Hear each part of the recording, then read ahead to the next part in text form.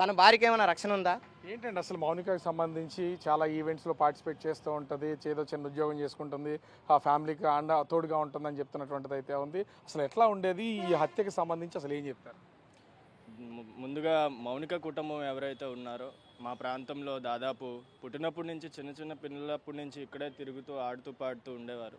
కాలక్రమేణా వయసు పెరిగిన రీత్యా వారు ఎవరి వృత్తుల్లో వాళ్ళ కుటుంబ సభ్యులు అందరూ కూడా తెల్లవారులేస్తే వాళ్ళు ఉపాధుల కోసం బయటకు వెళ్ళే కుటుంబం. అయినప్పటికీ కూడా వాళ్ళు ఎదిగిన తర్వాత ఆ అమ్మాయి ముఖం కూడా మాకు సరిగ్గా గుర్తులేదు. అంటే అంత ఓన్లీ తన డ్యూటీ టైంలోనే ఇంటికి వెళ్ళేది, ఇంటికి వచ్చేది, బయటికి వెళ్ళేది, మళ్ళీ వచ్చేది. అంతేగాని చాలా క్రమశిక్షణ కలిగిన కుటుంబం. వాళ్ళు ఎలా ఉంటారంటే ఇరుగు పొరుగు వాళ్ళతో కూడా ఎప్పుడు కూడా ఎటువంటి మాటలు కానీ లేకపోతే వాళ్ళ వల్ల ఇబ్బందికర ధోరణి కానీ మేము ఎప్పుడు చూడలే.